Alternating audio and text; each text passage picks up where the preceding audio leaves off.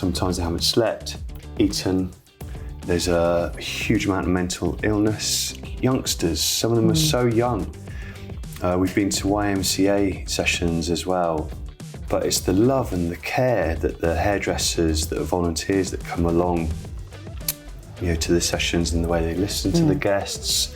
And you know how much difference it is having your makeup and hair done. It's beautiful.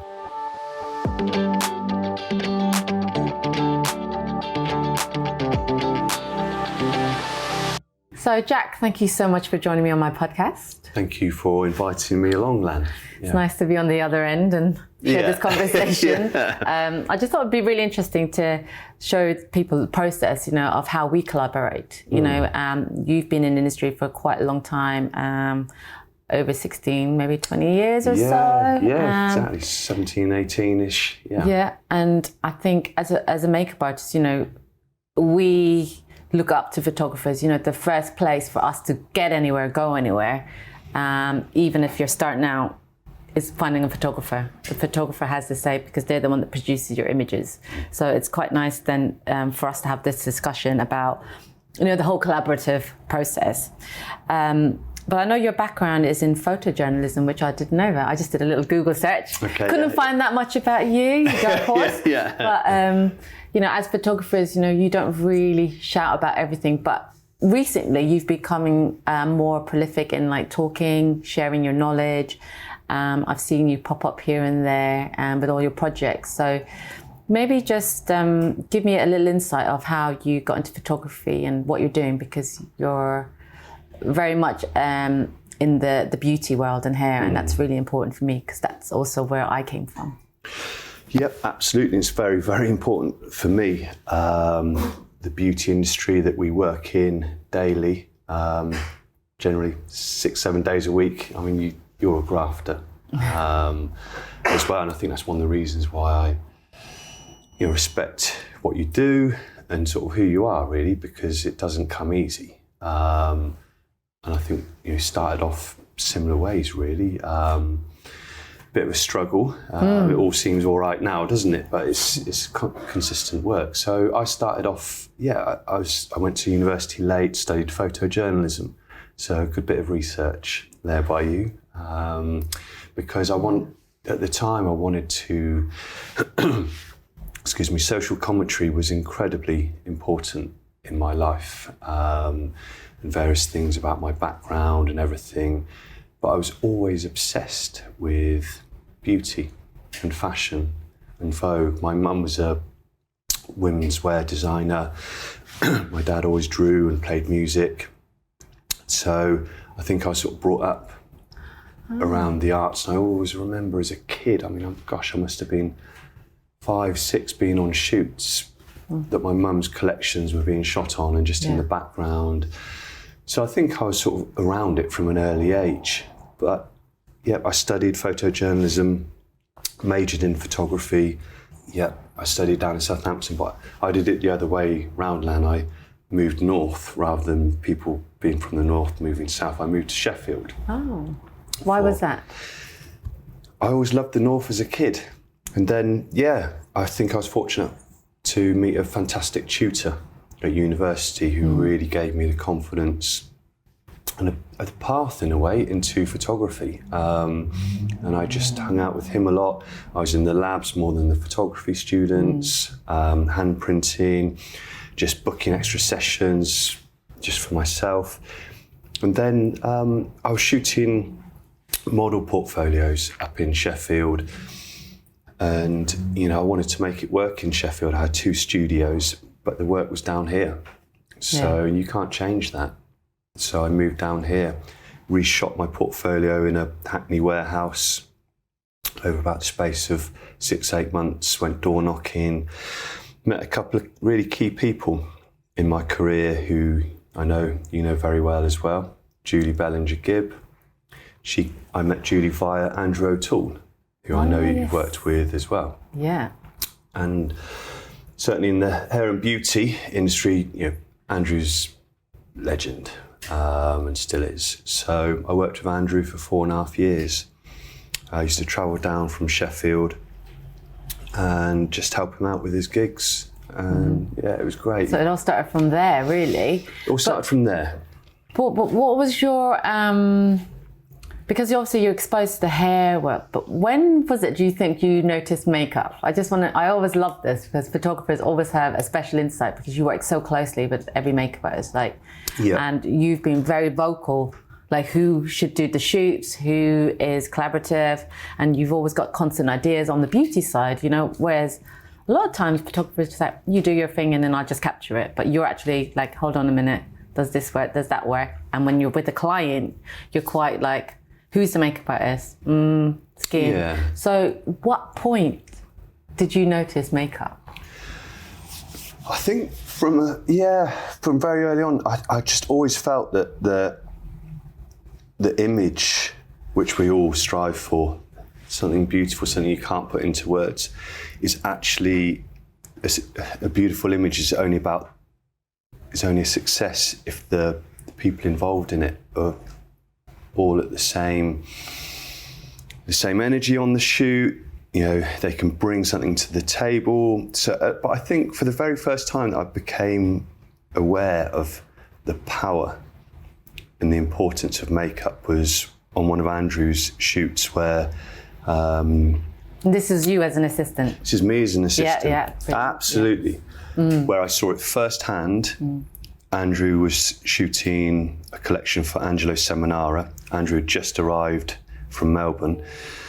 I picked him up off the plane and things down in Paddington. So and it was Laura Dominique at Streeters, and she was amazing. But I think hearing and seeing how Laura, Angelo and Andrew talked and how important that talk was at the start of the session, that everybody, and fashion as well, just had this conversation.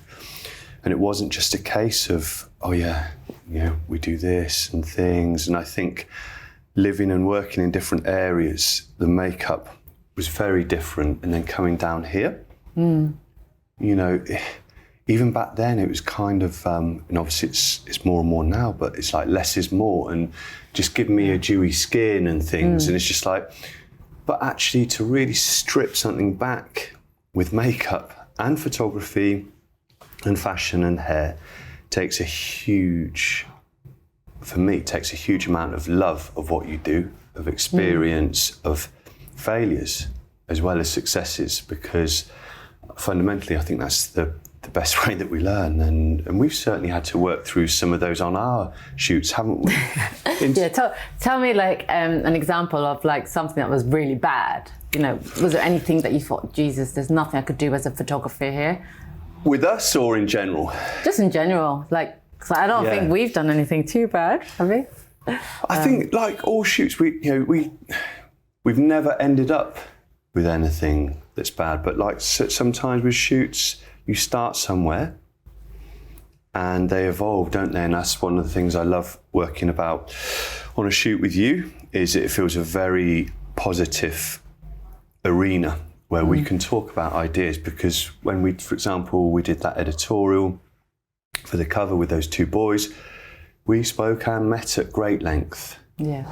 We put so much time into that before the shoot, but we started somewhere, but we worked it on the day. And that for me can only really come when the massive trust that, we start somewhere, but look, let's push it here, or, I've just seen you do something, before you finish it off, can we get it on camera? Yeah. And I think, you trust me, I trust you implicitly. It's a lovely working relationship. So when, people are showing you their portfolios, or I'm sure you get, because I was one of those people always messaging people, can I work with you, can you work with you? And I'm sure a lot of people listening, if they're makeup artists and they want to know how to work with the photography, like what is the key thing that you're looking for? What advice would you give? Yeah, good question. I get hit. Or to anyone, I suppose, that wants to work with you, a photographer. Yeah, I think right now I'll address that in terms of makeup, because I get it a lot. And the first thing I look at, some makeup artists have, fashion, celebrity, all kinds of different categories. The first category I'll look at is beauty, so that I can see the intense close-up of how they're working with the makeup. I can see sometimes if they brought something inside them to the shoot, but also I can see the caliber of the team they're working with, the caliber of the models, and if their beauty, works with my aesthetic, then yeah, I'll get them in the studio. We'll have a cup of tea, because that's the other part of it as well, isn't it? It's how you vibe off each other. And I think, again, working with so many different teams over the years, sometimes, you guys are really, really quiet, hardly say a word, and sometimes you're really bubbly and vibrant. So we're juggling all the time with different personalities, aren't we? So I've got to be able to work with that person as well as... Yeah, I find you're very calm and so am I. And it's funny, I think for people that are, a fly on the wall, sometimes if we're doing a very intense shoot, we don't even speak. No. There's no conversation, but we feel like we're talking to each other mentally. All we do, Yeah, but then again, I think this comes with trust, and over the years, sometimes, if the client's on set with us and looking at the monitors and things, I love it. I don't know whether this happens with other photographers, but you'll just quietly say to me, right, you had her here from this angle. And I'm not the kind of photographer that would be like, back off sort of thing. It's just especially sometimes if we're working with a model who might be a new face and, less experienced than some of the others. It's you'll just come into my jacket was on her left side. I'll take that. And then I'll explore the left side, and then we'll move the hair around, and then we might need to tighten the fashion for that angle. So I think your eye, and I hope that's something that we talk about as well, is your actual creative direction. A few times you've asked me about doing personal work together, and I've literally said to you, are you going to art direct? It's just yeah, I am going to art direct. Right, we'll do it. It's only because if you want something done, sometimes I'm just so used to, because I'm approaching you, I feel like the idea has to be concrete on my side in order to get your investment to come on board. Because if I go elsewhere, what I'm selling to you, it may not be what it's supposed to be, and I don't want that on my head. So I'm a type of person that I put my money where my mouth is. It's always Absolutely. if I step forward, it's something that I have to bring to the table, regardless of what happens. Yeah. It's I value everyone's time, and you're the same. The only reason why I whisper in your ear and do that is because you allow me to. I wouldn't necessarily do that to loads of people. It's only if I see something and I know that can elevate us all. Yeah. It's one of these things, and you're open for that, which is great, But you want to elevate because you care, and you're one of these people who do what you do with love. And I think if we do that, then we get that connection in the picture. And fundamentally, that's what amazing art is about. It's about a connection. And I think you're the same. I look at all different kinds of art, culture. I hardly look at anything photography. I just go to, different galleries, gigs. I listen to radio all the time. It's really important, isn't it, for what we do? Yeah. Being creative, so many juggles and challenges, and you moved up and down. What sort of stands out in your head as a real struggle? COVID was one, but obviously, and things have changed. So where do we start with things have changed since COVID? You're at the top scale because, your work, you still do photography and stuff, but, it's a bigger scale on the photography side. How does it affect rates, budget, shoots, makeup artists? When they sort of got rid of makeup artists and people do makeup themselves, tell me, did you have to go through any of that? Yeah, and we were doing makeup via Zoom and things. Makeup artists were coming in on set and directing the model to put the makeup on herself because of the social distancing requirements. I've been asked to do photo shoots via Zoom and things. That wasn't for me. It's let's just wait until we can actually get in the studios, because it is about a human connection. That is the only way you come to getting beautiful pictures. But yeah, I think things have changed a lot. And we talk about that before some of our campaigns, and certainly during and after our campaigns, in terms of picture count has increased, sometimes model count has increased. And I understand it, because people have had a really tough time financially, so they want a similar amount of pictures in less time. But I think that's also really important, where a client will come to us as a team, because if we feel it's getting too much on the shoot date, we might compromise your makeup, me, how we light and things.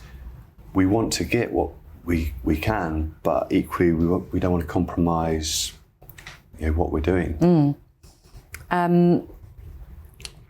When we're talking about, that whole relationship, I mean, you've been working on project with the hairdresser, because I believe, hair and makeup are very much similar, right? So, the power of makeup is the power of hair. During this whole pandemic, we sort of understood that a lot of people need it. What's this project that you did, if you explain to everyone that's listening? It's to do with the homeless, and you were campaigning as well. Absolutely. Well, I think in a nutshell, I reached a point in my career where I think we're both aware of how privileged we are to work in this. We work with great teams, great clients. We do beautiful editorial, and I just felt at a point in my life where I had to work at putting something back in, and it not be like a one-hit wonder, an Instagram post or anything like that. So I contacted various charities to do with mental illness, such as Mind, and said, look, if you cover costs up, I'll shoot your campaigns for free. I can, introduce you to, a solid team and things. We didn't hear back. Don't know what happened there. And Stuart Roberts was doing haircuts for homeless for 7 years. And it just seemed like a logical fit because I shoot mainly hair and beauty with some fashion. So I got in touch and he invited me along and went to the first session in Whitechapel, which is in Hackney, a particularly fascinating but volatile session. And I didn't take a single picture during those 2 hours because of me being in a brand new space of it. It was just so charged, and we all think that we've got an understanding of homelessness and what it means to be homeless, or it's so nuanced, from not having a home to not being able to afford to buy food, to not being able to clothe your children, to then also people living in sheltered accommodation. And as a result of the project, I've been doing the project now for 3 years. I've been to all different places throughout the United Kingdom, and it's a project that I'm keeping going as well. We've actually made a book to help a charity because they had a lot of their funding cut, so we had to basically pull all the pictures together, get a great team together to make the book happen. We did a crowdfunder raised £37,000. I know that you were behind it as well and involved, very supportive, and always asking me, how's it going? What can I do? So, I mean, just quickly. Yeah, you've got the book with you, but obviously those that are listening, they can have a look on your website. It'll be on there, won't it? Absolutely, it's so on they the can website. still support it on the crowdfunding. Yeah, still support it. And there's, so there's text in here as well. Some comments. It tells you about the people. Yeah, it tells you about the people. And, Very I'm nice. guessing a few It's beautifully people. done. Thank you. A few people listening will probably know the name of one of our main ambassadors. It's Sam McKnight, and he's been very, very involved from the start. Actually, he's been working with Stuart for a long time. We went to Sam's house, we interviewed him. It was a gorgeous experience. So this book has been published. We still need to sell a lot more. There's an ambassador program being set up, which is something that we can maybe chat about another time. Yeah, I mean, I certainly like, the relationship between makeup and hair is very similar. It's always about the look good, feel good factor, right? The hair is, I know that when I go to the hairdresser, that touch on the head, it just sends you like into another world. So what you guys done and have offered for people on the streets, it's massive. It is, it's huge. And I think, again, we take having your hair cut and things not exactly for granted, because as you said, a big part of it is that we love it. We love the feeling of being touched and listened to. but it's the love and the care that the hairdressers, that are volunteers that come along, to the sessions, and the way they listen to the guests, the impact it has on the guests. There was a guy in my first session, I was listening to him, he hadn't seen his son for 6 years. He needed to get a haircut because he had an interview with social services, the last stage of getting access to his son.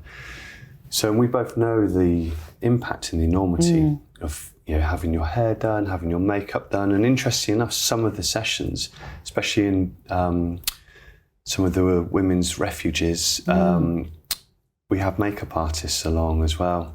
And it's beautiful. It's set up and there's a lot of fun there. There's this energy because they're getting their makeup done at the same time. And how much difference it is having your makeup and hair done. It's beautiful. Yeah, and and you're on the outside. I mean, you speak for both makeup and hair, but also as a photographer, you're literally fly on the wall for everything. Yeah. Have you ever experienced like any situations where it's like, oh God? But it's more the emotional stories of when people. Yeah. We do an outreach session in Peterborough for women who've just come out of prison or are street workers, and some of those sessions are just incredibly tough. Yeah. Especially, I think, as a guy being in a fortunate position to be invited along to take pictures, and it's building that trust in those sessions is huge. Yeah. And when you're talking about struggling, just like you're out there doing all this, but also doing all the rest. So you also have a family. I always touch on that because you always bring a dog, your dog on set, and it's quite nice because the atmosphere always changes, and it's really lovable. So how are you, managing to do what you do, like with family? Like, only because I don't have the time to ever ask you these questions, and it's quite nice for people to see, because photography, you've got to fly the world, you're always, weighing up your opportunities and things, and retouching itself, and being physically, like I know, like some of my best friends, obviously I count you as well, they can do one job, but then they've got a day's job doesn't mean it's just there and gone. Nowadays people can just get a phone, take a picture, and then boom, forget about it. But as a photographer, it goes, because I assist a photographer, it's not ever just one day. It's like, it could be a whole week, it could be months, the preparation. So that's all classifies under that one job. So, your rate sort of speaks for that. So how do you juggle the whole family with that? Do you ever get in trouble? Yeah, definitely. Yeah, get in trouble. And it's a good question. How do you juggle? Because I think as we get older, and some of us do have families, it's the eternal question, isn't it? Is how do you reach that equilibrium? And I think fundamentally you don't. It's really hard to achieve it and stay there. But from my point of view, I have an incredibly understanding partner in Anna. You've met Anna. Yeah. She's been freelance. Her background is design. So she understands the nature of how I work, and I need to go away for sometimes a week or two at a time. Shoot in Germany, we go and stay.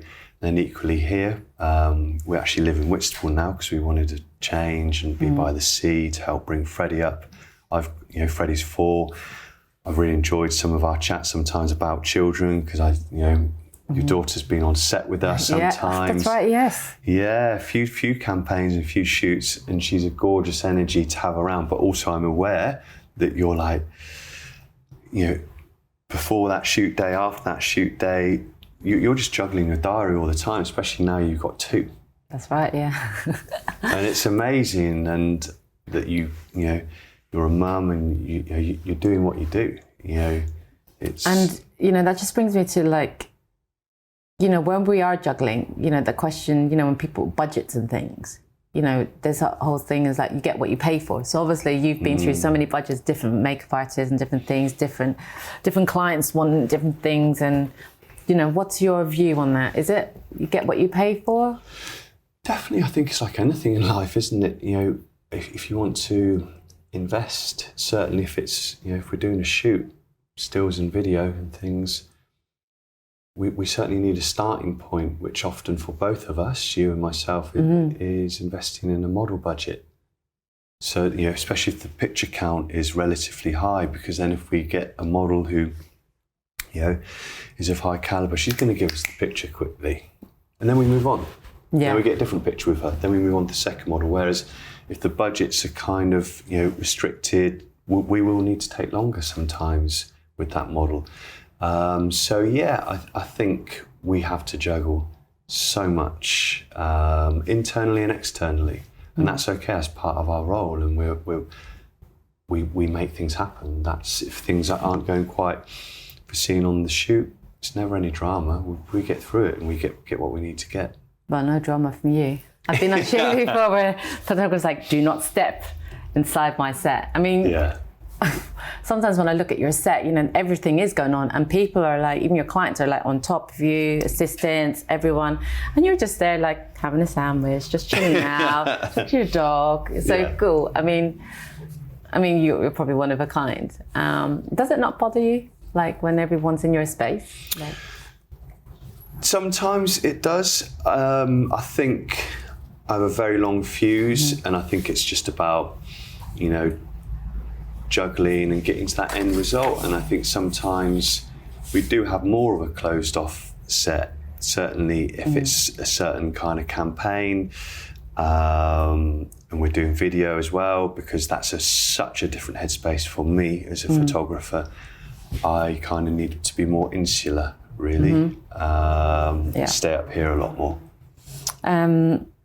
So I just want to is there anything that I don't know about you, like anything that you want to tell me in specific? Is there? It's not something I would tell everybody, but in a way, it's sort of, I think it's quite interesting. It's come into a few of our shoots recently, and it came into our shoot about 6 weeks ago. I'm not a great gardener, but I love gardening, and I love being outside in it, and I love reading about it, and I'm on these geeky gardeners forums and things, asking about, why my jasmine isn't looking so good. So I think, that's something that's quite private, but it's, But is this to get you out of maybe the hair world, because you are like bloody intense, like with your job? Do you think like you've stepped into that because it feels like it frees your mind, maybe? Sam at Night is obsessed with his flower. Val Garland, I think, has a whole thing about her flower garden as well. Right. Okay. I actually feel a lot of top people, really do have that outlet, That's the word, outlet. And I think it's a complete, switch off. And, I've got a couple of neighbours who always want to sort of chat, and they finally got a read on me is that when I'm out there, that's my time. Yeah. I want to switch down, and I don't, not in any horrible way, I don't want to talk, but I also think, and I've begun to realise it more and more, is aesthetically flowers, their symmetry, their asymmetry, their form, their shape, their colour, their shading, their texture. It all comes into what we do as well. Do you remember we were on a campaign, about 6 weeks ago, and I actually had a couple of references of flowers just because it was a colour shoot, and I didn't even bring that into what the shoot was. And then you sort of said in front of the client, I'm just sort of starting to see how this shoot could, be put together as a PDF or in the magazines and as a campaign. And I think this flower might actually work. And I was just like, ding, ding, ding. Let's crop into this and let's start using it. So it's funny, isn't it, how all these things happen? Yeah, ideas come from everywhere. Yeah. Absolutely everywhere. And even if it is coming from a makeup artist. But you say if it's coming from a makeup artist. The way I shoot is there's no hierarchy on set. Yeah. The model is as important as the person who gets the tea and the whatever from the local coffee shop, because if we don't have those snacks or those drinks, we don't I think it's not about hierarchy. I think it's just about your job, or how are we going to elevate the whole job to make it an easy process for everyone. So everyone has, it's just a respect thing, I think. Because like if I see a gap, I'll just jump in, if I feel like it's not my place, and I don't see anything. So you have to be a reader as well of everyone's personalities. Of people. Yeah. Huge part of the job. So my last question to you is, what is the power of makeup? What does it mean to you? Just like... The power of makeup, the first thing that comes into my head, I mean, is just being able to bring reduction into what you do. I think as in time is money? No. I think as I've evolved, certainly feel like I've evolved as a photographer and the kind of work I'm doing, we strip back.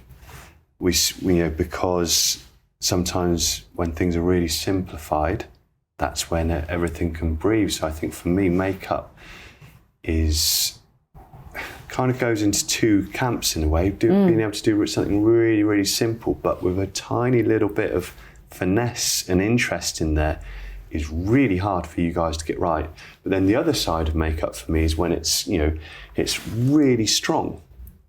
And the makeup is so, vivid and graphic and used in multiple ways. That is the other side of the spectrum. Does that make sense? And both are huge talents. Yeah. And both can be done right, but equally both, when they are not done right, you know it internally. Very good answer. Different.